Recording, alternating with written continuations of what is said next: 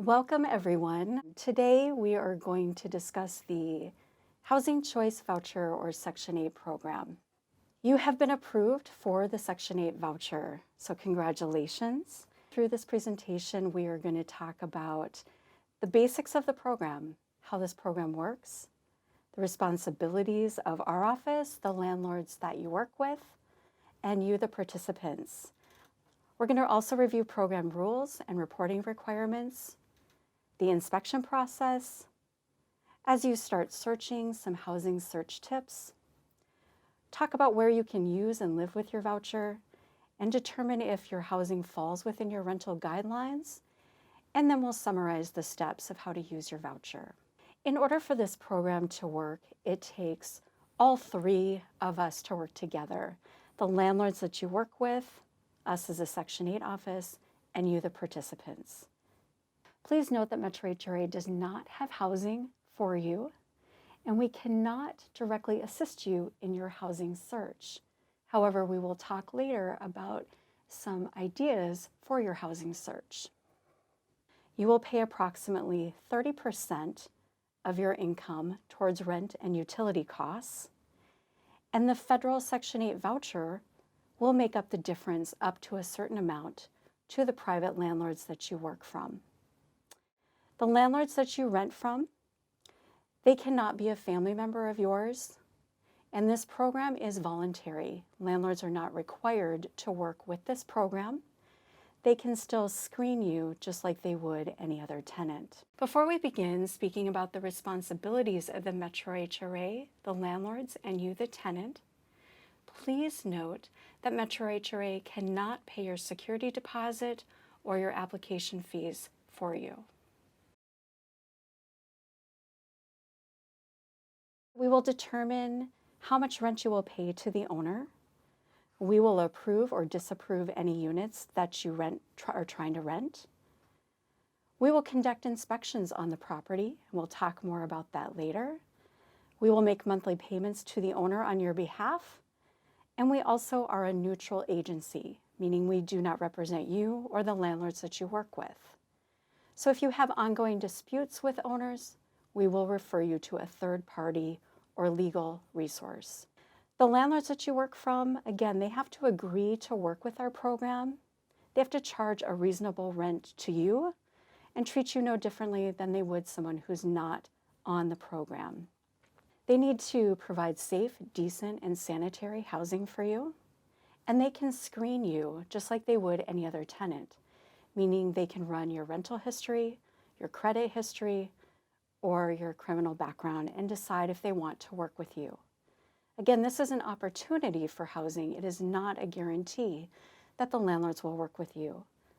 They also will have a lease that you will sign with them, and they will enforce that lease. So you need to follow the rules of the lease with the owner and the program rules of our program. You, the tenant, you will provide your income and household information to us.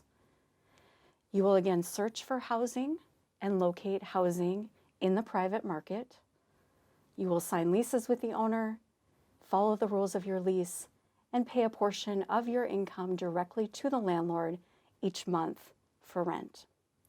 You will also report changes to us and provide notice if you want to move. So now we're going to go over in more detail things that you need to report. This information will be found in your briefing packet, pages 56 through 59, and that packet can be found on our website at www.metrohra.org under Tenants and then under Metro HRA Briefing Packet. Any changes in your household size, you must report in writing to the Section 8 office. This can be by fax, email, through your online Assistance Connect account, mailed or dropped off.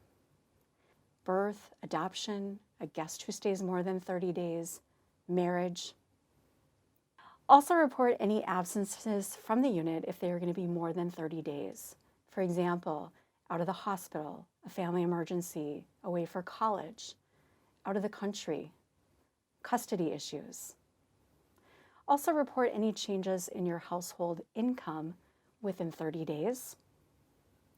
As you're out searching for housing during this time, you do not need to wait 30 days to report any changes. Please report changes as soon as possible as you're searching for housing, because any changes in household size or income could affect your voucher size or the amount of your voucher. Also, if you were to be evicted from a property once you're living in a unit with rental assistance, you must provide us a copy of any eviction notice within 15 days. If you want to move in the future from an assisted unit, you must give us a 60-day notice in writing prior to moving out.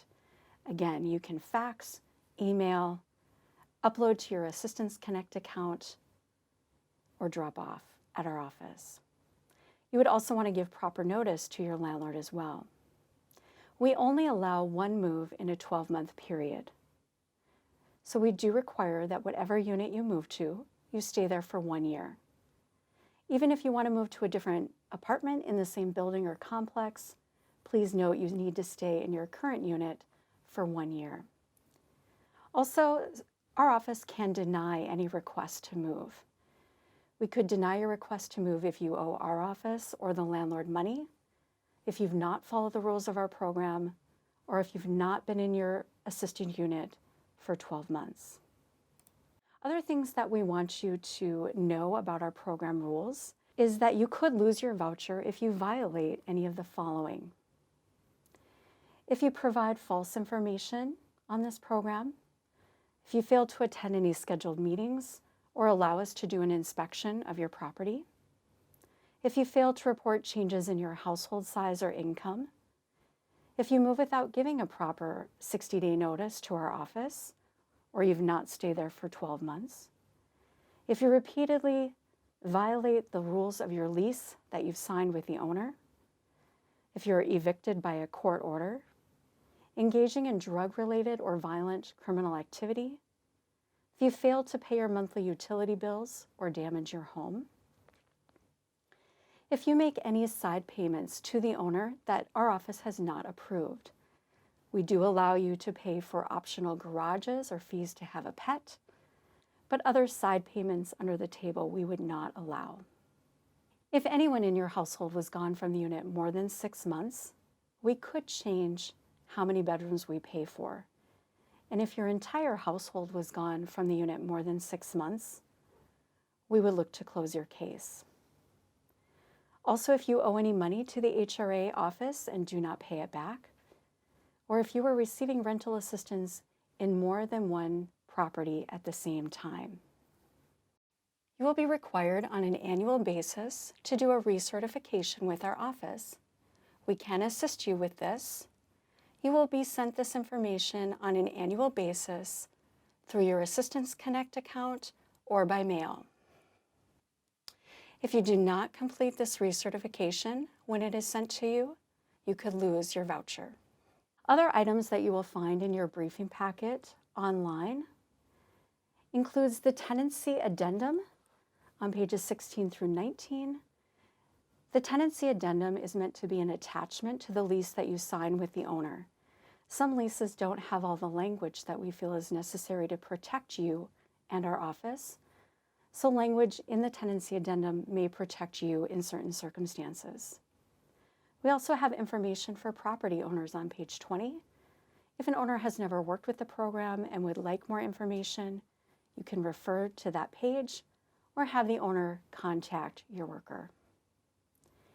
We also include information about inspections on pages 33 through 55, and we will come back to that information in a little bit. We also provide information on page 64 about a computer system that our office has access to called the EIV system.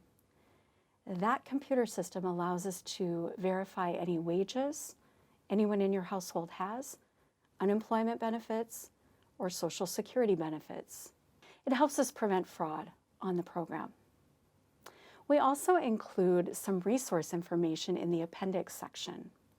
We have information about fair housing and housing discrimination laws in Appendix B and C, information about lead paint, Appendix D, information about landlord and tenant rights put out by the Minnesota Attorney General's Office, including phone numbers to legal services in Appendix E, information about the Violence Against Women's Act, Appendix F, and other information including Workforce Center website and information. Again, all of this can be found on our website. Next, we're going to talk about the actual Section 8 Housing Choice Voucher.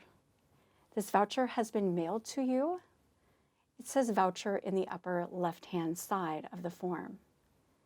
This is the form that is your proof that you have been approved for the Section 8 Housing Choice Voucher program.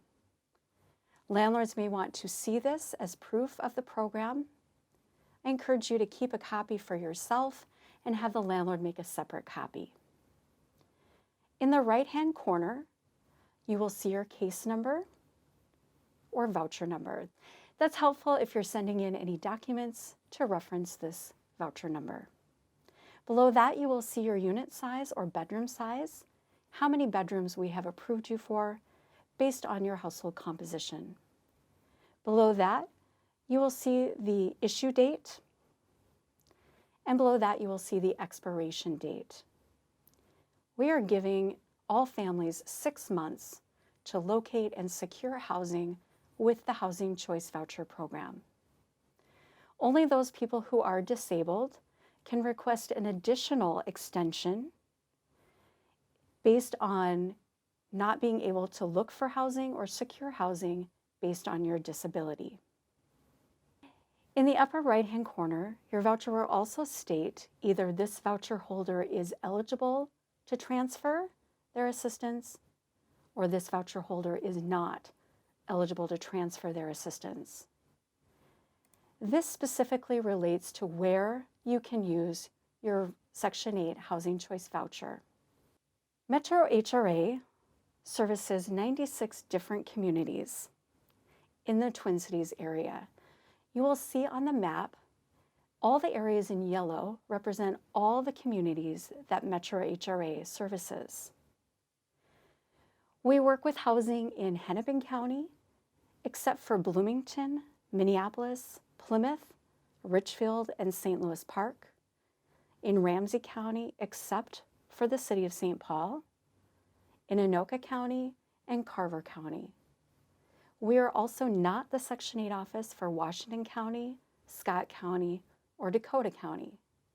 The areas that we do not work with are shaded different colors on that map. If you have a voucher that says you are not eligible to transfer your assistance, that means that for your first 12 months, you must use your Section 8 voucher in one of the suburban communities in yellow on that map. After 1 year of using your voucher in one of our suburban communities, then you can take your voucher and go anywhere in the United States, anywhere in the state of Minnesota. If you have a voucher that says is eligible to transfer, that means that you can use your voucher anywhere in the Twin Cities, in the state of Minnesota, or even out of state. You are not required to live for your first year in the yellow shaded communities. If you are a person who has disabilities and you feel that there's a reason related to your disability that you cannot use your voucher in one of our suburban communities, please contact your Section 8 worker. You will need to provide medical documentation as to your need to stay living in a particular community, and that request will be reviewed by a supervisor on a case-by-case basis. The idea of taking your voucher from one Section 8 office to another is called portability. You could take your voucher anywhere to a different Section 8 office, but please note that all the information that we're giving you today is specific to the Metro HRA suburban communities only. If you take your voucher to work with a different separate Section 8 office, your voucher size could change, the amount of your voucher could change, and they could relook at certain eligibility criteria like your criminal background check. So please keep that in mind as you decide where you would like to use your voucher. So there are several things that you need to keep in mind as you're searching for housing. One is, how much rent is the owner charging for the unit? 2, what utilities out of pocket will you, the tenant, be responsible for paying? Added together, that is your total cost. Please take out your utility worksheet that was mailed to you. We're going to go over that now. All Section 8 offices do research to find out what average utility costs are running in the metro area. The numbers on this form represent dollar amounts for what we think you would pay monthly for particular utility costs. This does not represent what your actual costs may be. You will see all the different types of utilities that you want to ask a landlord if you, the tenant, will have to be responsible for. Will you have to be responsible for the heat? Is the heat gas or electric? Your costs will vary depending on the source of the heat. Do you have to pay for your cooking, the stove? Is the stove gas or electric? Do you have to pay for your hot water heating? Is the hot water heater gas or electric? Do you have to pay for your lights? Do you have to pay for water, sewer, or trash? You can use this rental assistance for many different types of housing as long as it fits within your rental guideline. Add up your total cost that we estimate for all of the utilities that you will be responsible for paying. After you've come up with the total for your utility estimates from the utility worksheet, again, add that to the rent that the owner's charging to come up with a total cost. Next, we're going to talk about your goal, or how much you can afford on this program. We also call that your payment standard. If you could take out your Metro HRA payment standard by zip code chart that we sent to you, or you can find this chart online. Each zip code has a particular goal or payment standard. If you do not see a zip code on that chart, it means we do not work with that community. In this example, you see a 1-bedroom for a zip code 55429, and their goal or affordability or payment standard is $930. So when you're looking for a place to live, you need to again determine your unit's total cost, and then you need to see if the total cost is equal to or less than your goal or payment standard. If the total cost, rent plus utilities, is equal to or less than your goal or payment standard, you will pay approximately 30% of your income towards rent and utility costs. If your total cost is above the goal or payment standard, you will pay more of your income to live in that unit. For every dollar that you go above the goal or payment standard, you would pay $1 of your own income, up to 40% of your income. Next, I would like you to take out the budget worksheet that we have sent to you. On that budget worksheet, again at the top, it gives you definitions of what your total cost and what payment standard is. Below that, you will see what we have determined to be 30% of your income and 40% of your income based on the income that we have available. These numbers are filled in on the worksheet for you. So in this example, we have someone whose 40% is $700 and 30% of their income is $520. The difference between those two amounts is $180. Your number is also listed on your budget worksheet. That difference is how much you can go above the goal or payment standard. So if, for example, if we have a zip code where the payment standard or goal is $980, and you can exceed that zip code payment standard by $180, your maximum limit would be $1,160. On step 3, it gives you a place to put in the payment standard or goal for your particular zip code. It provides you the number that you can go over that payment standard or goal, and then you can come up with your own maximum rental limit. On the budget worksheet, it also has steps 1 through 4 for you to put in numbers of the rent, the utilities, and the payment standard. In this example, we have someone who's finding a 1-bedroom apartment, and on the utility worksheet, they have determined that their electric would be $37 and their stove is electric for $7 to total $44. Their total cost is then $944. Can they rent this unit? We give 2 examples here.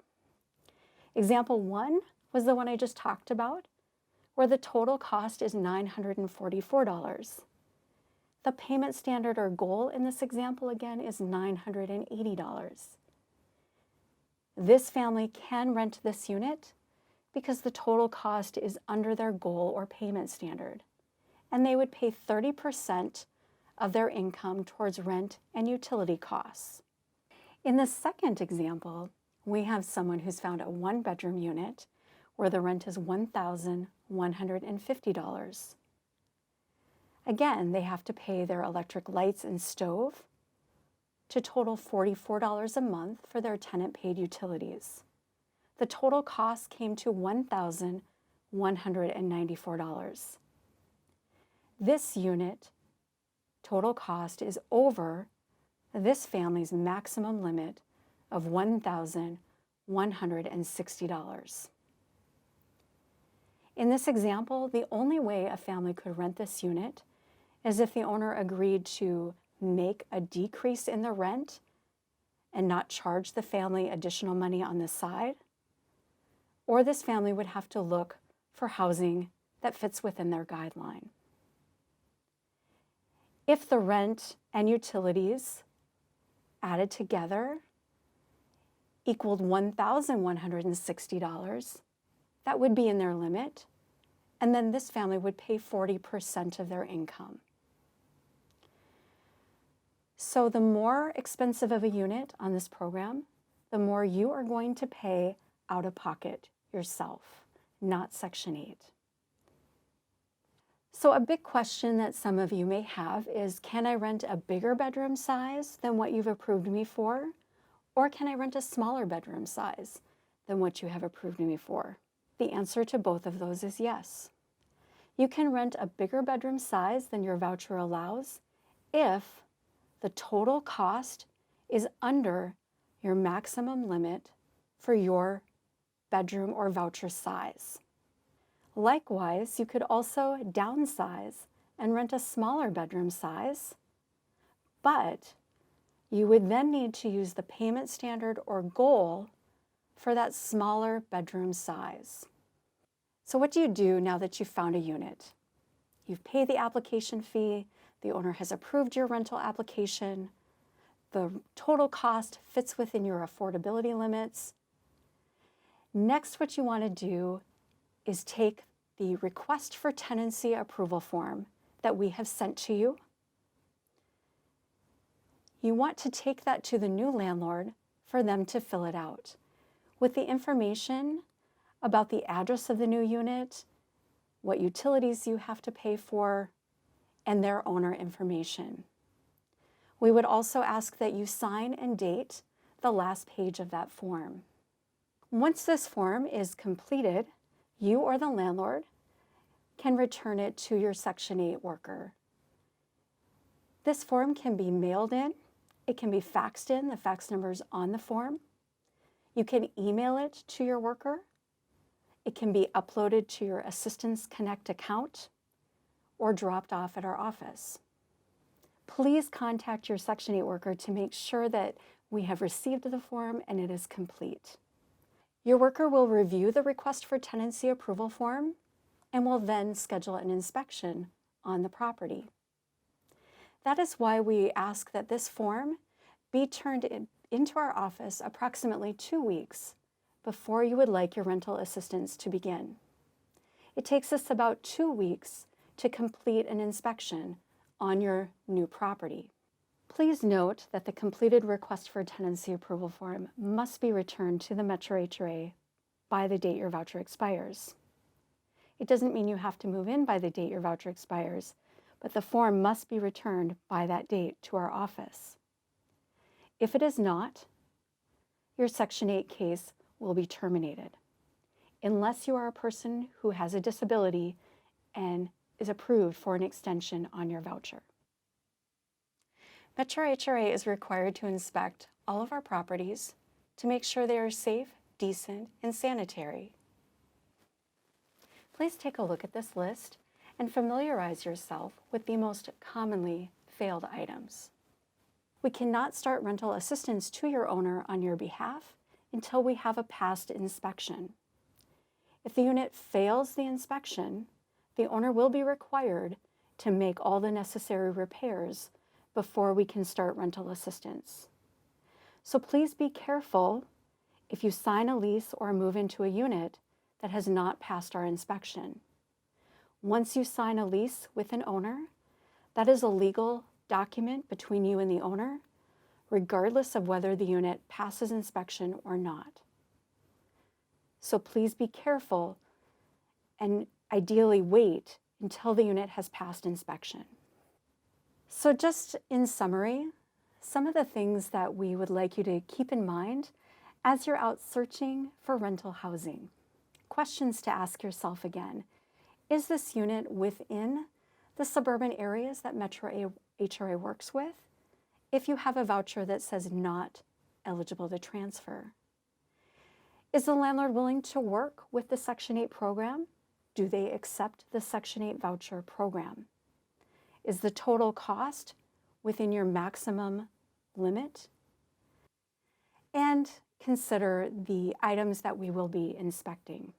Metro HRA does not have housing for you. You will be doing your own housing search. We want to just give you some tips on doing that housing search. Again, talk to friends, family, maybe Facebook friends, church members. Currently, we're not offering a tenant education workshop, but please check back later. In the future, we may. Talk to property owners. If they don't have a unit available, maybe they have other properties that are available. You can also go online.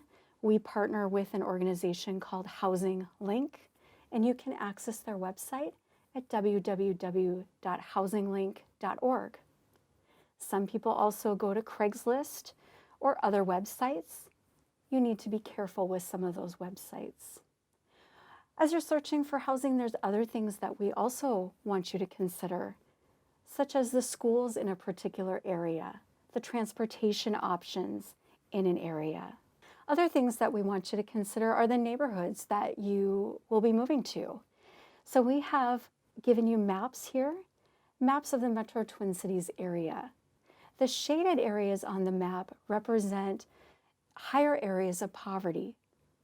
We are providing this information to you so you can make an informed decision about where you would like to use your Housing Choice Voucher and to move into high opportunity areas. Finally, just a summary of the steps to take to be successful in using your Housing Choice Voucher. Again, we have determined you eligible for this program. We are issuing you the Section 8 Housing Choice Voucher so that you can go and search for housing in the private market. Once you are approved by the landlord, you have the landlord fill out that request for tenancy approval form and return it to our office. Please note that the expiration date of your voucher is the deadline by which the request for tenancy approval form needs to be in. If that request for tenancy approval form is not in by the date your voucher expires, your case will close. So after you submit the request for tenancy approval form, the Metro HRA will schedule an inspection on the property and we will reach out to the landlord to do that. And then the Metro HRA and the landlord will work on paperwork together as organization and landlord. And then after a past inspection, you will sign the lease with the owner, and the owner will send us a copy of the lease. And then our office will start to issue rental payment to the landlord on your behalf. So we know that all the information that we have given you today is very complicated, and we certainly want you to be successful. Thank you for your patience during this presentation. We want to encourage you during this time and be here for any questions or concerns that you may have. Please feel free to contact your HRA coordinator, Melissa Montbryan or Allison Cole. We really want you to be able to take advantage of this program and be successful in your housing search. Thank you.